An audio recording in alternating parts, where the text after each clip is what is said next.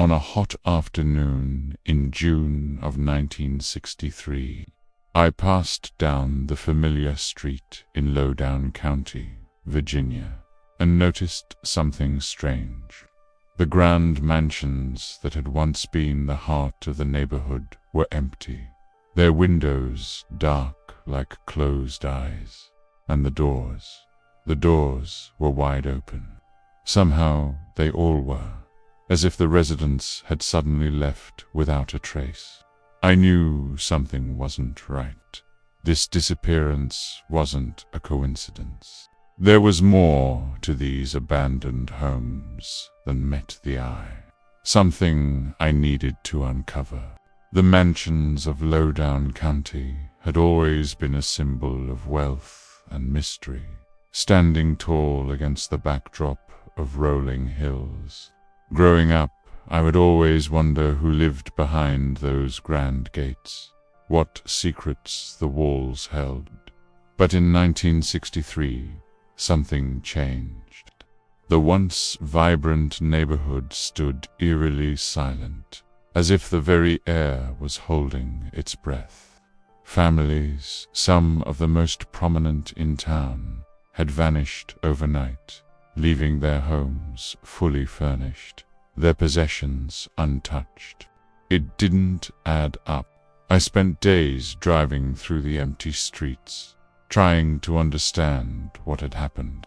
Every door was open, every window dark, and it was as if the houses were waiting for someone to come back, but they never would.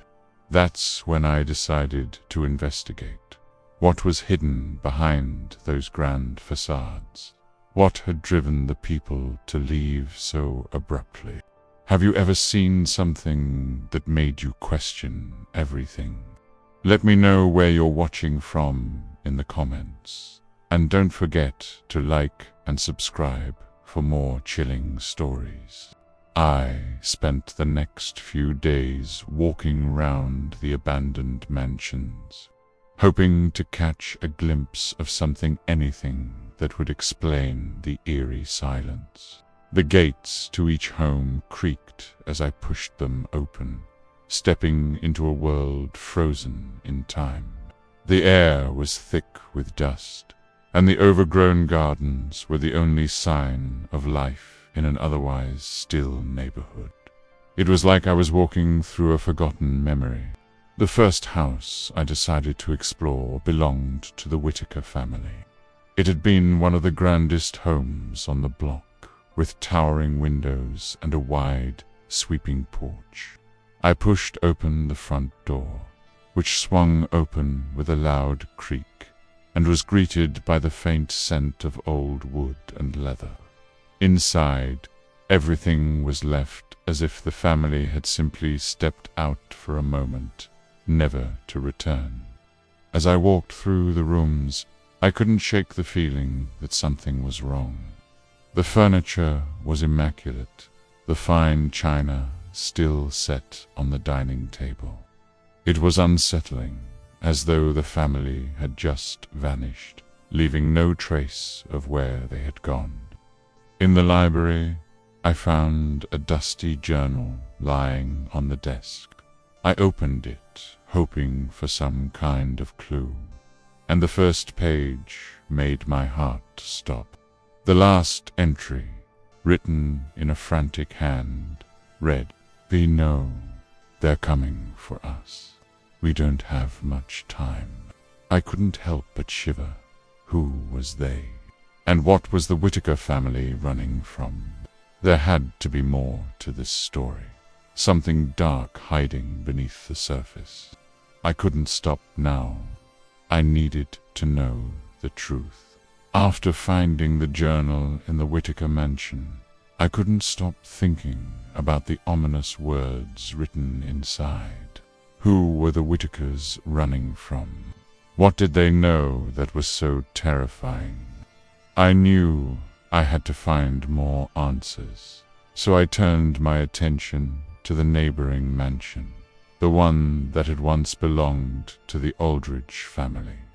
Unlike the Whitakers, The Aldridges had always been a bit of a mystery to me, quiet, private, and rarely seen.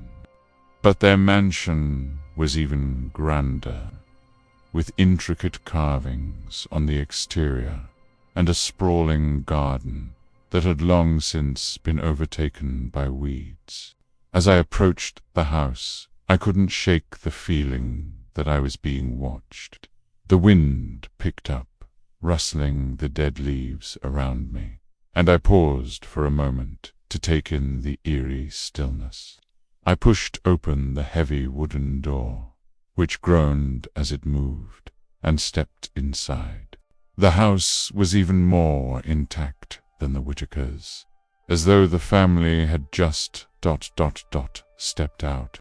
There were no signs of a hasty departure, no overturned furniture or discarded belongings.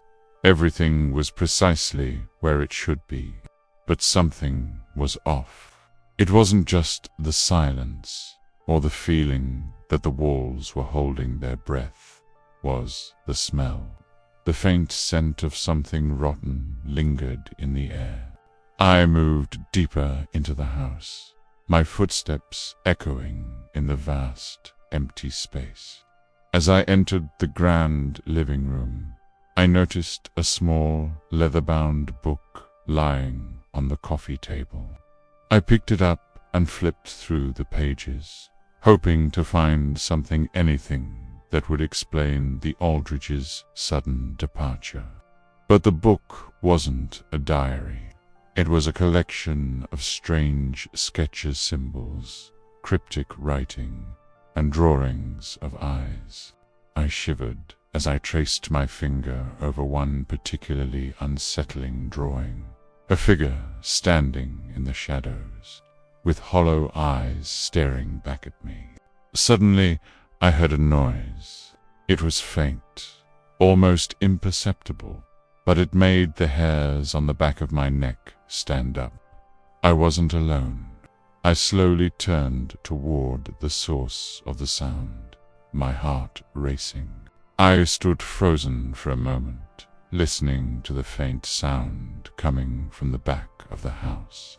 My heart raced, and the air around me felt heavier. I wasn't alone. Whoever or whatever was in this house with me had been hiding in the shadows, watching. The feeling of being watched intensified, and the silence seemed almost suffocating. Taking a deep breath, I carefully made my way toward the source of the noise. The floorboards creaked under my weight, and I winced at the sound, hoping it didn't alert whoever or whatever was hiding. I turned a corner and found myself standing in front of a narrow, dimly lit hallway. The faint sound seemed to be coming from the end of it. I hesitated for a moment, my pulse pounding in my ears. What was I getting myself into? But the need for answers was stronger than my fear. I had come this far, and I wasn't going to turn back now. Slowly, I stepped down the hallway, my footsteps echoing loudly in the silence. At the end of the hall, there was a door slightly ajar. I reached out and pushed it open, revealing a small, dark room. The air inside was thick and stale, and a single flickering candle sat on the floor, casting long, unsettling shadows on the walls. In the center of the room was a large, ornate mirror, its glass clouded with age. I walked closer to the mirror, drawn to it for reasons I couldn't explain. My reflection appeared distorted, as if the glass was warping reality itself. But then something caught my eye. In the reflection, I saw the faint outline of a figure standing behind me, barely visible, as if it were made of smoke. I spun around, but the room was empty. My breath came in shallow gasps, and I could feel the cold sweat on the back of my neck.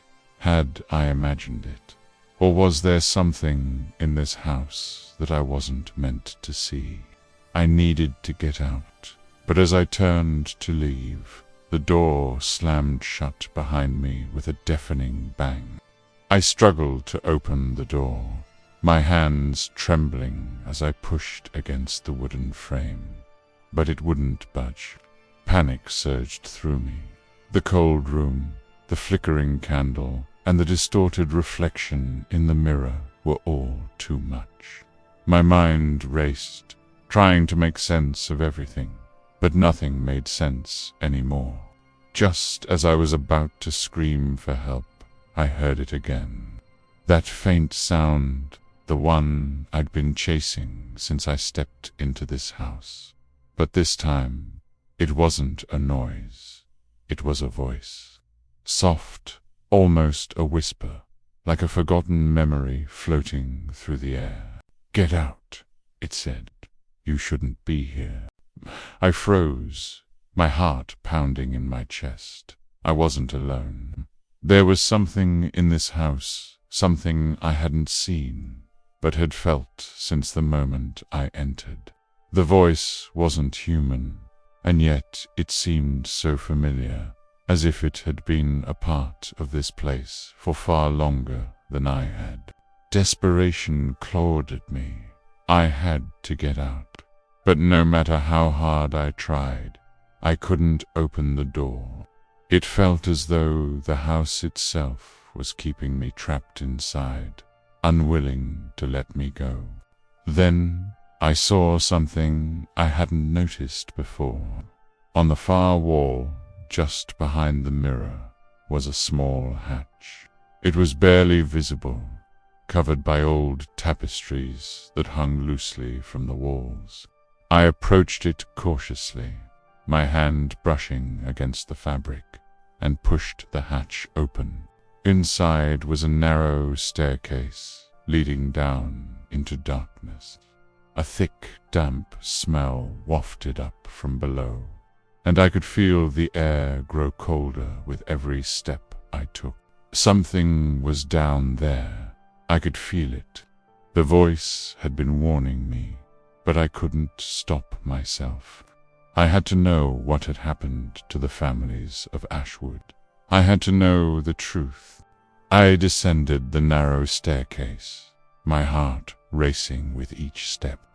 The air grew colder, heavier, and the further down I went, the more it felt as though I was being drawn into something I couldn't escape.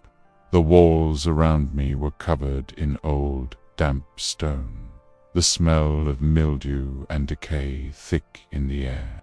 I couldn't see much, but the dim light from the single candle I carried flickered, casting long shadows that danced eerily around me.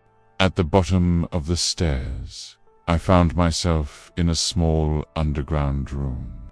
The walls were lined with shelves, but instead of books or tools, they were filled with old, dusty boxes.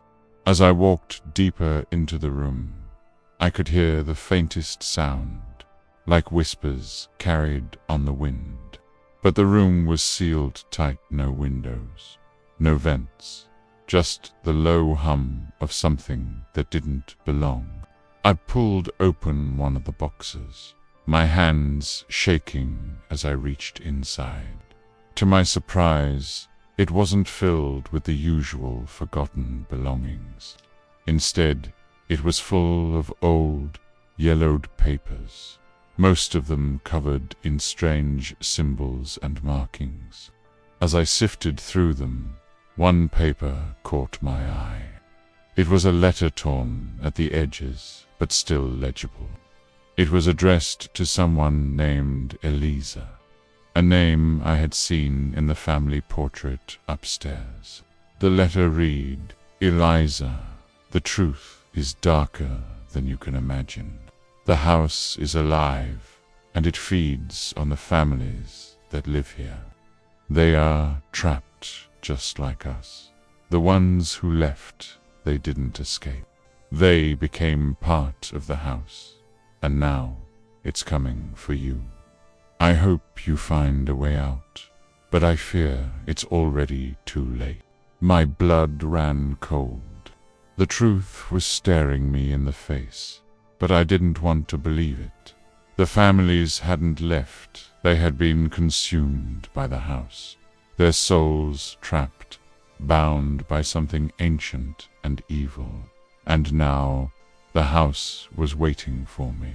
I dropped the letter, panic rising in my chest. The whispers grew louder, and the shadows seemed to move. I had to get out, but as I turned to leave, I realized there was no way out. The door I had come through was gone, replaced by a solid stone wall. The house was alive, and it wasn't going to let me leave. I don't know how long I was trapped down there. Hours, days. Time seemed irrelevant in that place. I could feel the walls closing in around me, the house pressing in on all sides, suffocating me. The whispers never stopped, and the shadows never ceased to move. I tried everything I could to escape, shouting, banging on the walls, but nothing worked. Eventually, I realized the truth. I was just like them. The families that had vanished, the people who once lived in these mansions, they hadn't left. They had become part of the house. And now I was part of it too. The last thing I remember is the sound of the door opening again, the light from outside shining into the room. But when I looked, I didn't see the world I once knew. All I saw was the house, and the house saw me. I was never meant to leave. The mansion of Ashwood had claimed me, just as it had claimed the others before me.